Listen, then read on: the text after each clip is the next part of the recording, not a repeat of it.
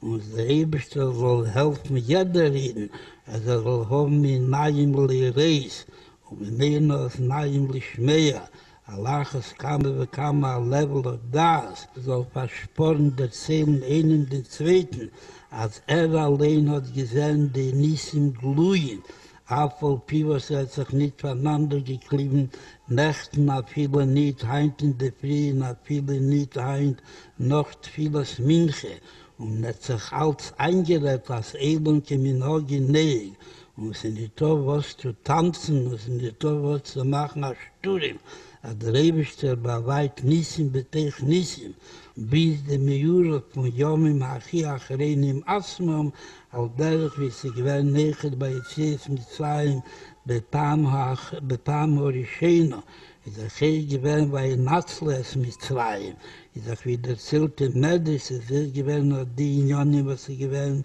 bei den Mitzrim, bei Yomim Hachim behalten. Ich habe mich gekommen und gesagt, dass man will, haben Klei Kessel für Klei Sohn, sich die Mitzrim angeschlagen, die Sachen, was sie werden bei sie behalten hatten, das Reis genommen und sich angeschlagen, bis man Machrier gewesen, die jüdische Bejomim Ahim, also sie sollen das sicher zunehmen mit sich. Wie sie im Timisuper bei Medroshim Barucho, wie man das sicher gesehen bei Pashtus Bejomim Elu, als ich von durch was mit mir wattelt gewesen, den Schritte von dem Zähler, und noch mehr mit mir wattelt gewesen in der Neffen, als geht der Reis von den Unionen Gnusim-Schule, weil der sehr bekam und Medina sich in die Medinas Chesed, geht es weg, Jeles, und es wird dann noch hechet, der Rechush, der Kasper muss holen, von Achenu Bnei Yisrael, was am ersten Jetzi gewesen, mit der Jetzies Mitzrayim, Meloshim, Mitzorim, Megvulim, mit Medina Hahu, und an Manefen, wie sie gewesen bei Jetzies Mitzrayim, Bepam Horisheno, hat die Medina allein hat sie sehen Messiah, und sie sehen Machriach und Messiah und Ezer bei ihm. Also sie sollen sich umkehren und mit sich Simcha Betuvli Wov, Varui Mamane Shmae Bepashtus. This production is made possible through the generosity of the members of the GEM Foundation.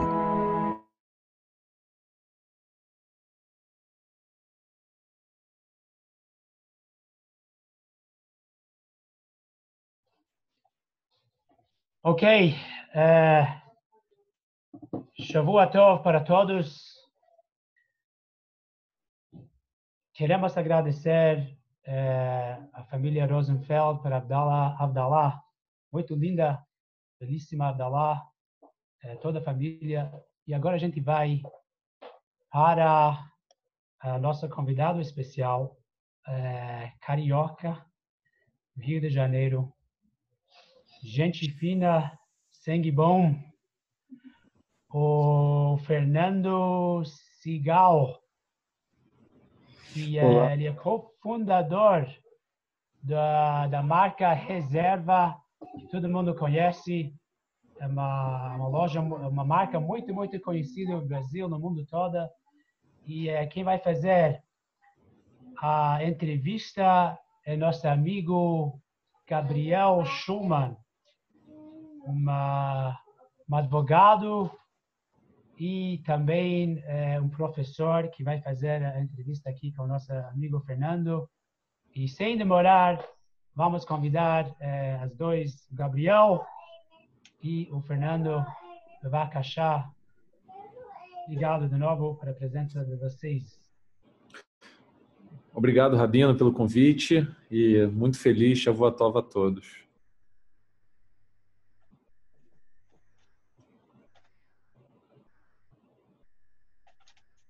Shavua Tov também, obrigado. Shavua Tov. Shavua Tov.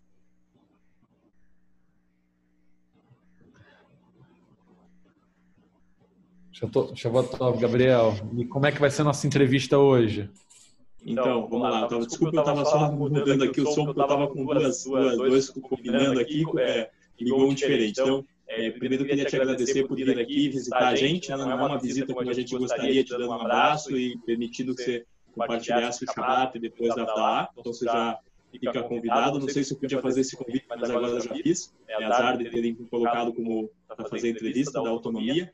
E eu acho muito legal a tua marca, acho muito legal o teu convite. Eu acho que a primeira coisa que é bacana para te perguntar, né? Eu acho que tu traz isso mais próximo de todo mundo. Como é que você tem visto essa questão da pandemia, né? Como é que fica o trabalho na pandemia? Eu sei que tua empresa é muito tecnológica, né? Então, você tem uma conexão forte não só com a Shem, mas também com outras coisas, tem conexão forte. Então, se você puder falar para a gente como é que é essa vida na pandemia, eu acho bacana. Eu acho que a pandemia pegou todos nós assim realmente de surpresa, né? E eu me lembro assim, dia 15 de março, quais seriam os próximos passos, né? E o que eu estou percebendo é que todas as empresas de alguma forma se reinventaram, né? E a reserva não foi diferente. No dia 16, no dia seguinte, né, que tava todo mundo já em casa, né, todas as lojas fechadas, e os nossos vendedores começaram a trabalhar de casa, né? Então, todo o fluxo era feito para levar para o site. De um dia para o outro, isso foi uma virada de chave muito rápida. E, graças a Deus, a gente estava já, que nem você falou bem, a gente já tinha um aspecto tecnológico, digital bem forte. E a parte que já existia, isso a gente virou no dia seguinte. E o que estava engavetado e que a gente estava empurrando com a barriga, em uma semana já estava nativa. Então, realmente, assim, eu acho que a empresa, a primeira coisa, é engraçado como é que a gente vê, né? Já, ao mesmo tempo, faz muito tempo e faz pouco tempo, né? Mas eu me lembro aquele momento, então, era um módulo sobrevivência e reinvenção, né? Ao mesmo tempo. Porque sobrevivência, toda a nossa receita, a princípio, a grande parte tinha cessado, né? Que são as nossas lojas de shopping. E a gente só tinha uma receita que era o canal digital. Isso foi uma reinvenção dentro da empresa e das dificuldades, né, mostram realmente a gente vem saindo, o que era uma coisa que a gente falava muito. Se a gente entrou na pandemia de um jeito e sair igual é porque a gente fracassou. E eu acho que a gente está saindo de forma diferente, com um horizonte bem claro e sabendo para onde a gente está indo. Então, eu acho que foi isso que aconteceu na reserva. Muito legal, obrigado. E porque acho que o que você está falando também, eu achei que até tem conexão com o vídeo que a gente assistiu antes, né? Do Reb falando e como se preparar e as preocupações que a gente tem nos momentos difíceis, né? E achei bem legal o que você trouxe. Acho que tem muito a ver com o que eu penso do judaísmo também, dessa questão de os momentos difíceis, eles são importantes para nós também, eles têm significado. Então, para as pessoas, você, sim, não sei se você daria um conselho, ou um palpite, ou uma mensagem para as pessoas nesse momento. Eu sei que essa é uma pergunta que, em geral, a gente faz no final, mas no final eu tenho umas outras perguntas aqui para ti. Mas já que a gente começou com essa questão da pandemia, o que você diria para as outras pessoas, né?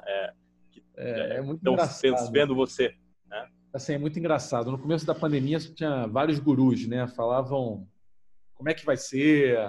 Eu acho que a gente já está realmente assim, já num ponto que a gente consegue entender os próximos passos, né? Coisa que estamos falando 4 meses atrás, a gente não sabia o que ia acontecer no dia seguinte, né?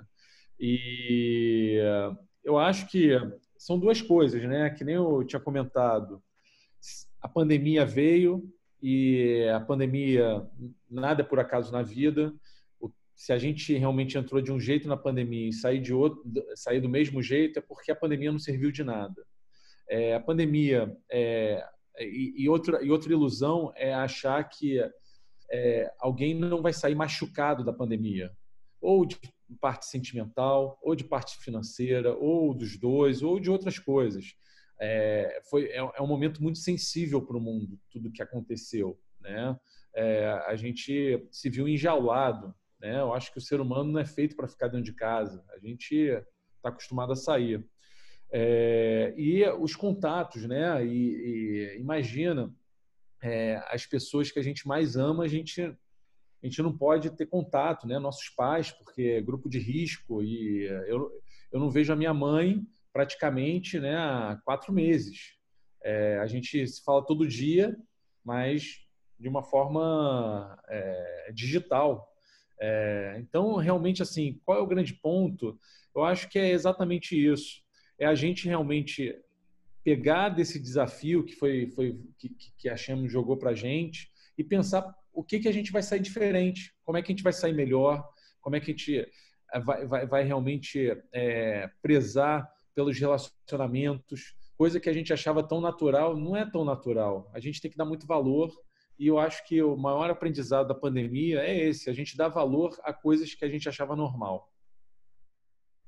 Bacana. E achei bem legal a tua mensagem, achei bem bonita. Eu até marquei aqui, tô pensando muito, depois eu quero pensar para mim mais sobre isso. E eu queria também, eu acho uma coisa bacana que eu queria que você explicasse por que e se tem a ver um pouco com o teu judaísmo ou com os teus valores, essa questão que eu vi também muito legal na tua empresa de 1P5P. Se você puder falar, eu achei uma das coisas mais bonitas da... Eu vi muitas coisas bonitas, as peças são bonitas, as roupas são bonitas, mas eu acho que o 1P5P eu acho mais bonito. Se você não ficar chateado comigo se eu falar isso.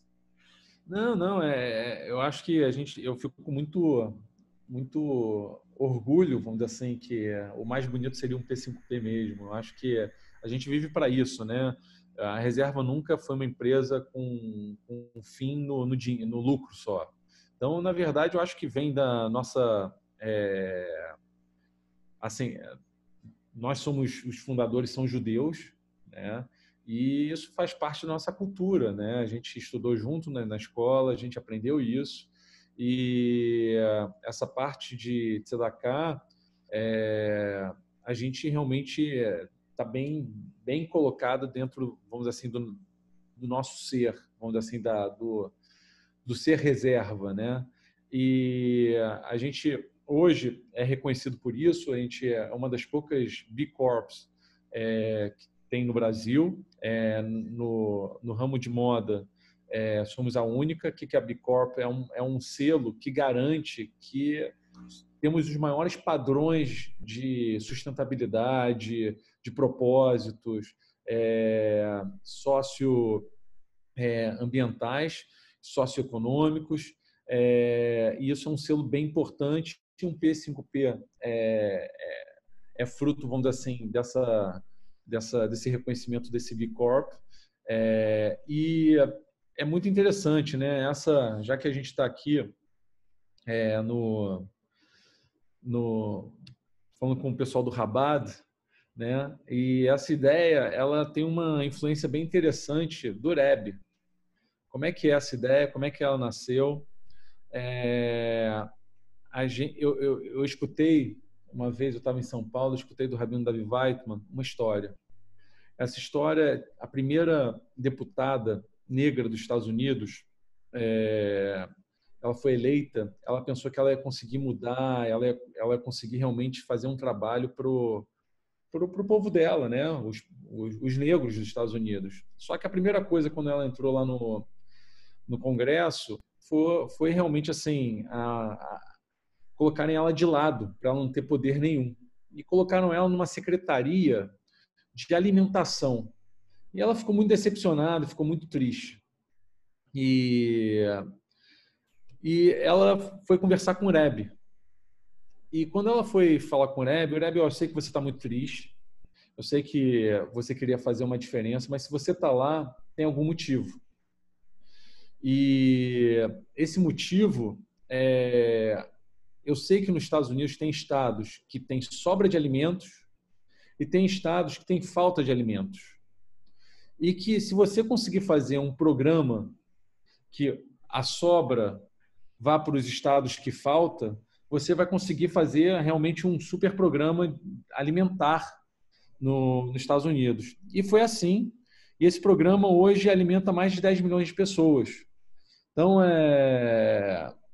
isso foi uma inspiração bem grande para a gente conseguir fazer o nosso 1P5P, né? Uma peça de roupa, 5 pratos de comida. E bacana o reconhecimento aí que você falou. Ah, legal. Tem outra coisa que eu notei com você falando, porque é a primeira vez que a gente se conhece, então é bem mais interessante, é muito mais fácil. Eu, quando falava assim, vai entrevistar, eu falei, puxa, mas eu não conheço, daí é muito mais legal, porque daí eu tô conhecendo. Então é muito mais, minhas perguntas são absolutamente de quem não conhece, mas uma das coisas que eu vi que tinha a ver com a empresa, e eu vejo que tem a ver contigo também, é essa questão do sorriso aqui. Me deram sugestões de perguntas, ninguém me falou para perguntar sobre isso. Então, eu queria te perguntar um pouco se isso tem a ver com eu sei que vocês têm uma preocupação grande com as pessoas que trabalham com vocês e tem essa questão do sorriso. Eu queria saber se para vocês essa parte do sorriso é mais fora do trabalho, porque para muita gente o trabalho é uma coisa pesada, ou se para você o sorriso faz parte do trabalho, ou se trabalhar te faz sorrir. Como é que é essa tua questão da alegria do trabalho e da alegria das pessoas com quem você trabalha? Sei que é uma pergunta meio esquisita, mas eu achei interessante perguntar. Acho que a vida é um espelho, né? Se você sorri para a vida sorri para você. E se você fica com cara feia para a vida também vai fazer uma cara feia para você. Então, acho que é como a gente vê o mundo. Eu acho que é assim que a gente consegue realmente fazer um mundo com mais sorrisos ou um mundo com caras mais fechadas. Então, a gente opta por ter mais sorrisos. Então, é isso. Eu acho que é super importante a gente não nasceu para sofrer, a gente nasceu para ser feliz, e eu acho que o sorriso faz parte de passar até os desafios, né? Porque a gente não tem só histórias bonitas, a gente tem muitos desafios, mas a gente conseguir passar até os desafios com algum sorriso, acho que vale a pena. Eu sei, eu li mais ou menos sobre o nome da empresa, né, da reserva, mas eu queria fazer duas perguntas, né? Eu queria saber, essa é realmente uma curiosidade, eu não achei nenhum lugar, eu pesquisei. Eu queria que você contasse um pouco mais sobre a escolha do nome. Eu sei de onde vem, mas eu queria que você contasse, assim, para quem de repente não conhece, por que a escolha, porque eu sei de onde vem, mas e também a logo de vocês, que eu acho bem interessante também, bem particular, e que me lembra um pouco a minha infância, pelo passarinho. Mas daí eu queria que você contasse um pouco de onde que vieram as duas coisas. A marca, enfim, já ia falar tecnicamente aqui, mas o desenho e o nome. O nome, primeiro a gente não tinha esse nome, a gente não sabia qual seria o nome. E um dia a gente foi jantar com os amigos, era um sábado, e um amigo chegou e falou: amanhã vai rolar reserva, é uma praia, né, aqui no Rio de Janeiro. E aí um amigo falou: por que o nome da marca de vocês não é Reserva? E aí foi a primeira vez que cada um olhou assim: pô, ok, nome legal. E logo depois foi assim que nasceu a Reserva, né, da Praia da Reserva. E a gente acreditava que para uma marca ela tem que ser iconográfica, né? Tem a Lacoste, tem o jacaré, tem a Polo, tem o cavalinho. E o que a Reserva ia ter? E aí a gente contratou um estúdio de design e começou a mandar muitas opções. Eu não era grande entendido de design, mas eu olhei assim, poxa, tô achando ruim pra caramba, mas eu nem falava, né? Os experts mandavam aquilo lá, caramba, eu achava ruim. Aí um dia a gente foi lá no escritório deles e eles perceberam que eu e Rony, meu sócio, a gente não estava gostando muito, né? E aí literalmente tiraram um desenho do lixo. Quando colocaram na mesa esse desenho do lixo, eu e Rony junto, esse é o Pica-Pau. Legal. Acho que tem muito a ver com o que você estava contando para a gente, de transformar, reinventar e valorizar algumas coisas, talvez as pessoas não saibam valorizar. Achei bem legal. Essa história realmente eu não tinha achado em lugar nenhum. Eu achei bem bonito as coisas no site de vocês, enfim, as histórias, as homenagens, as linhas. Vi uma coisa dos pais também, com pessoas idosas, achei bem legal. Mas e a parte do judaísmo? Como é que é para você? Eu sei que para cada judeu tem um judaísmo, né? Mas como é que você se vê hoje um pouco essa relação com o judaísmo? Se para você é uma coisa que está mais presente, se na pandemia de repente mudou, mas fique bem livre, assim, porque eu sei que essa talvez seja uma das perguntas mais pessoais que alguém pode fazer para outra pessoa, que é perguntar como é que é o seu judaísmo. Assim, eu acho que até essa pergunta não é tão difícil para mim, né? Eu sou essa barba aqui é de um judeu ortodoxo, né? Não é de estilo, né? Um hipster. É, eu sou um judeu ortodoxo. Eu acho que a pandemia só me deixou com mais fé ainda, com mais confiança em Deus. Eu acho que como é que isso tudo começou? Eu acho que é importante falar como é que começou para a gente conseguir chegar ao que é o judaísmo para mim, né? Então, na verdade, eu fui para uma viagem na Austrália quando estava cheguei lá na minha mãe adotiva. Ela não era judia e ela me perguntou o que eu comia. Eu falei, eu como de tudo. Ela falou, você é judeu e come porco? Eu falei, não, não, não, não, isso não, isso não. Eu nem sabia direito que não podia comer, era uma... Mas aquilo fez um clique na minha cabeça, eu comecei a pesquisar. Eu me lembro que já na Austrália eu entrava no beitrabad.org.br, rabad.org.br, ficava pesquisando, ficava lendo. E quando eu voltei para o Rio, achei que, já que eu não comia mais porco, eu era kasher. E aí eu cheguei assim, falei para os meus amigos, virei kasher. Só que o meu prato era um bife com arroz à piamontese, que tem leite, né? Os caras olharam assim, pô, cara, você está brincando? A primeira, carne não é kasher, a segunda, você está misturando leite com carne. Eu falei, não pode? Esse era o meu nível de entendimento, né? Mais engraçado que eu sempre estudei em escola judaica, mas essa era a minha realidade. O meu judaísmo, para minha família, a gente comemorava Rosh Hashanah, Yom Kippur e Pessah. E, assim, aquilo foi muito impactante para mim. E a minha viagem da Austrália tinha sido um sonho, foi algo maravilhoso.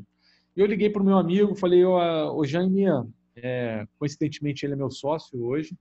Falei, Jaime, cara, eu queria tanto ir numa sinagoga, cara. Ele falou, pô, tem uma do lado da nossa casa. Tem? Era meia quadra da minha casa, meia quadra. E aí ele falou, pô, vamos lá, cara. Eu falei, pô, eu preciso ir, que eu preciso agradecer a Deus, porque, sério, a viagem foi muito boa, preciso realmente agradecer. E aí ele foi e me levou, ele não volta, depois daquele dia, eu acho que ele quase nunca mais voltou, mas eu comecei a ir. E aí o mais interessante é que o Rabino começou a me chamar para a casa dele, eu comecei a ver uma mesa de Shabat, comecei a ver como era bonito a família reunida, o Rabino me falava coisas assim que aquilo realmente assim me encantava, e aquilo eu fui entrando, foi de pouquinho a pouquinho, né? Não foi uma mudança rápida. Minha família, que nem eu falei, zero ortodoxa.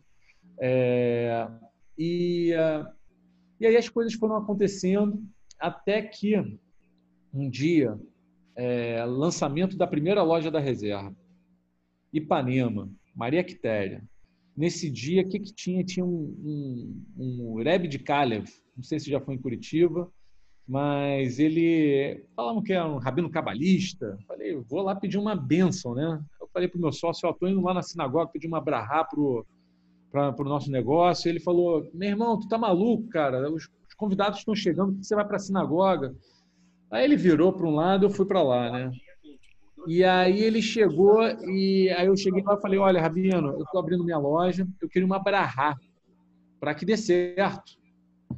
Aí ele falou assim, você respeita Shabat? Eu falei, não, né, Rabino? Aí ele falou, você promete que você não vai cozinhar, que você não vai pegar em dinheiro e que você não vai acender a luz? Eu falei, óbvio que não. Aí ele, promete? Óbvio que não, Rabino. Promete? Óbvio que não. Promete! Prometo! Eu pensei, que M que eu fiz? Como é que eu prometi? Caramba, o que eu vou fazer da minha vida agora? E aí, como é que era o combinado? Eu trabalhava um sábado e o meu sócio trabalhava outro sábado. Só que, como é que era? De manhã, eu ia para a sinagoga e depois ia para a loja. Só que chegou num ponto, e como é que eu ia na loja? Eu vendia, mas não pegava no dinheiro. O caixa, eu deixava o cliente no caixa. E aí eu começava a sair da sinagoga chorando, porque aquilo já não fazia mais parte de mim, trabalhar na loja, e não estava. Realmente a minha, assim, não tinha mais conexão com o que eu acreditava, né? E aí eu chamei o meu sócio para conversar, falei, olha, Rony, eu sei que eu não comecei assim, eu não quero nada, a reserva pode ficar toda para você, só que eu não posso trabalhar Shabat. Ele começou a me xingar, falou, vira religioso depois que a gente crescer, e assim por diante. Eu falei, ó, Shabat eu não abro mão, não posso, e eu não quero nada, pode ficar com tudo. E aí, no final, a gente está até hoje. Então, assim, eu acho que um judeu ortodoxo, ele tem que ter confiança e fé. Então, com pandemia, sem pandemia, e saber que a gente está num caminho que é um caminho que, se você está andando de kippah na rua, você não pode realmente, você está sendo literalmente uma imagem do nosso povo e que a gente consiga, pelo menos, representar bem, né, na nossa sociedade aqui. É isso, sim. O judaísmo, para mim, é isso. Eu tenho uma última pergunta. Eu acho que você quase respondeu já essa minha última pergunta que eu tinha anotado aqui. Depois a gente também te falar, se você quiser mandar uma mensagem para a coletividade, para todo mundo que está disputando, já que é no Zoom, é no Brasil, no mundo, no universo, né? Não sabemos todos que nos escutam, mas talvez a última pergunta antes dessa, então, como eu falei, acho que você já respondeu, mas que conselho você daria para as pessoas em relação à família, à carreira? Você contou bastante da tua e eu acho que nisso você já respondeu muito, mas talvez perguntando ainda assim, né, que conselhos você daria para a família e para a carreira das pessoas que estão nos ouvindo? Eu acho que a primeira coisa é difícil dar conselho, né? Porque tem aquelas coisas assim meio... Vai vir uma palavra que é a palavra que vai abrir o horizonte. É difícil, né? Eu acho que a resposta está dentro de cada um. E se cada um buscar essa resposta, vai encontrar. Eu acho que eu não vou falar nada de novidade. Eu só vou falar que a gente precisa se reencontrar. O que é uma família? Uma família a gente realmente já pensou... Eu vou falar o que é uma família. É interessante. Tem uma pessoa que se chama Edu Lira.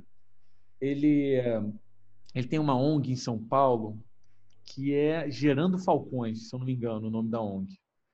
E ele me contou uma vez uma história que eu achei super interessante. E tem a ver com família. Ele falou assim, vem a crise. Aí a crise é aquele, né, aquele anjinho do mal. Vai passando de casa em casa. Aí ele olha assim uma casa, as pessoas estão, o filho está olhando televisão, a mãe está reclamando da vida, o pai está triste lá porque o emprego está difícil, o outro filho tá no quarto lá trancado. Aí o anjinho da crise olha assim, essa família eu vou pegar bem, deixa comigo. E aí realmente destrói a família. E aí ele anda mais um pouquinho. E aí ele olha assim uma janela, é uma sexta-feira, mesa de Shabat, família reunida, poxa, cheia, assim, não está fácil para ninguém, só que está todo mundo lá junto, um dando suporte para o outro. O anjinho quer entrar lá, pô, aqui eu não consigo entrar. Então, assim, família que é? Nada mais é que a gente tem que saber que a gente precisa suportar um ao outro, suportar no bom sentido. A gente precisa dar o apoio, a gente precisa estar do lado, ombro com ombro. Isso é família. E a Am Israel é uma família. Por isso que a gente é tão reconhecido que um ajuda o outro. E que a gente tem... E quando a gente consegue entender que isso faz parte da nossa alma, isso faz parte da nossa essência, a gente começa a entender o que é família. Família é só você ir para Israel e sentir Israel. Família é só você ir no Beit Rabá daí de Curitiba e sentir o que é família. Então, na verdade, o que é família é realmente só a gente abrir os olhos. Eu acho que essa pandemia permite a gente parar e pensar. Tirar aquela coisa que é embaçada, tirar aquela fantasia. Poxa, a gente tem muitas fantasias na vida. Vamos para a coisa prática. Família é a gente olhar para o lado e saber que a gente tem alguém do lado. Então, quando a gente consegue ver isso, porque às vezes existe um casal, só que nem a minha esposa, sabe como é que a minha esposa quis? Ela sempre foi do Bnei Akiva, né? Mas era muito mais tranquila. Mas quando deu clique nela, ela foi por uma praia, se eu não me engano, na Grécia. E aí ela estava lá com os pais, foi com os pais. E aí ela olhou, tinha um casal lindo, né? Aquele casal de Hollywood. Só que um estava olhando para um lado, outro estava olhando para o outro, um no seu celular, o outro assim. Ela olhou assim, o que é isso? Família é um olhar para o outro, é um realmente sentir o que o outro sente, é ter empatia. Então, para mim, isso é família. E eu acho que quando a gente consegue ter empatia pelo outro, a gente está começando, pelo menos, é o início para a gente conseguir realmente fazer uma família, né? E sobre... agora já é o recado final? Eu ia falar uma coisa antes de você dar o recado final, porque eu quero... Você é estrela, eu quero falar antes sobre a tua entrevista. Claro. Sabe, eles falaram que eu sou professor, né? E o professor está acostumado a dar nota. Hoje não é um dia de dar nota para mim, mas se eu fosse dar uma nota, teria sido 10, claro. Foi muito, muito bacana a tua fala e antes de começar e tudo, apesar de ser Shabbat, de ser uma mitzvah, ficar feliz no Shabbat, eu estava um pouco chateado porque um amigo me avisou que faleceu um parente dele. E eu estava chateado antes de começar e eu saí feliz depois de te escutar e depois de participar da Havdalah.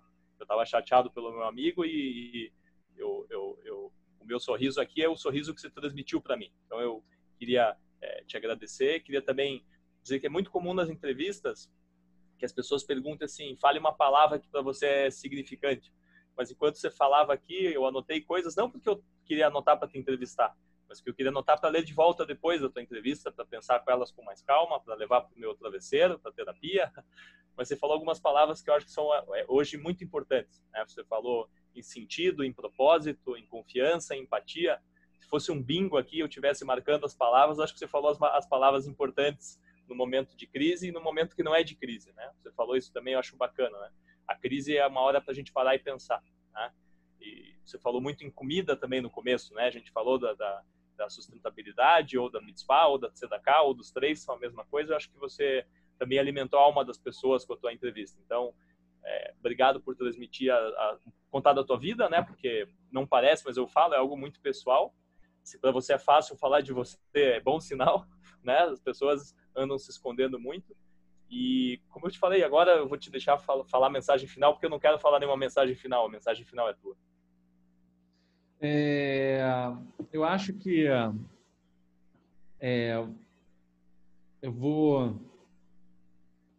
A minha esposa, ela me falou uma frase que, para mim, eu acho que foi no início da pandemia, e foi uma frase, eu acho que super importante, né?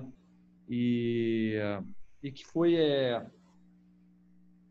que nossas, assim, ela fala assim, que foi assim, nossos filhos estão nos assistindo, né?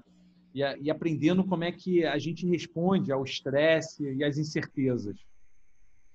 E que possamos ensiná-los sobre resiliência e fé, e não sobre pânico. Eu acho que o grande ponto é a gente saber que a gente tem que ter fé e a gente tem que ter confiança em Deus e que vai passar. Isso que é importante. E que a gente tem que ser o melhor que a gente pode ser. Que nem você falou, o pai de um amigo faleceu, o meu tio faleceu. Mas, assim, isso foi aquilo que eu falei no início, assim, machucado todos nós vamos sair. Só que como a gente vai sair? Essa que é a pergunta. E tem uma história do Rabi Zusha de Anipoli. O Rabi Zusha era um homem santo, era um tzadik, e ele estava no leito de morte dele. E a face dele estava uma face de muito medo. Só que imagina um homem, um tzadik desse porte, assim, não vai ter medo nesse momento. Ele vai se encontrar com a verdade. Um aluno teve coragem de perguntar: Rabino, o senhor está com medo? E ele falou: estou com muito medo. Por que o senhor está com medo? Ele falou: quando eu chegar lá em cima, vão me perguntar por que eu não fui igual a Moshe Rabbeinu. Eu vou responder: eu sou o Rav Zusha. E vão me perguntar por que eu não fui igual a David Ameller. Eu vou saber responder: Sou Rab Zusha. Mas se me perguntarem por que eu não fui Rab Zusha, eu não vou ter o que responder. Então, na verdade, eu acho que o que eu posso deixar é exatamente isso. A gente tem aqui uma missão, senão a gente estaria lá no céu, e que a gente consiga, se Deus quiser, fazer a nossa missão da melhor forma possível. E que a gente consiga realmente, quando chegar lá em cima, depois de 120, falar, eu fui o que eu tinha que ser. Shavua Tov. Obrigado. Obrigado. Muito, muito bonita as tuas palavras. Em geral, a gente espera uma prédica mais no Shabat, né? E a tua não é uma prédica, é uma entrevista, mas se fosse no Shabat também teria sido uma prédica de Shabat com muitas palavras, muita inspiração. Eu não tenho conhecimento aqui para fazer uma conexão com a Parashat da Shavua e tudo mais, mas acho que você pega o espírito do judaísmo. Eu me lembro uma vez que eu escutei que o mais importante do judaísmo não é o judaísmo em si, mas os valores do judaísmo. Eu acho que os valores que você trouxe são valores universais. Está no Rabat, os valores são judaicos, mas acho que você transmitiu os valores mais importantes. Mendy, obrigado. Fernando, obrigado. Vi que a família do Fernando também está aí. Que bom que vieram nos visitar em Curitiba. Como a gente falou, agora com a pandemia as coisas ficam mais conectadas, né? Talvez eu não estivesse participando hoje, se fosse, se não fosse todos esses meios eletrônicos aqui. Então isso eu acho também fazendo do limão a limonada. Não foi como você falou mais bonito, mas acho que é um pouco isso, né? E uma limonada cacheira ainda por cima. Muito bom. Obrigado. Ótimo. Muito obrigado. Muito obrigado, Gabriel. Foi lindo a entrevista. Fernando, maravilhoso. Já é a segunda vez e cada vez você surpreenda. Primeira vez como jovens em Curitiba aqui e agora pelo Zoom. Muito, muito bonito. Palavras bem sábios, bem bonitas. Muito, muito obrigado em nome de todos aqui da comunidade de Curitiba. Shakoya, Chazak Baruch. Muito obrigado, sucesso, Betzlachá. Muito sucesso aí em Curitiba, pessoal. Obrigado, Shavua Tov.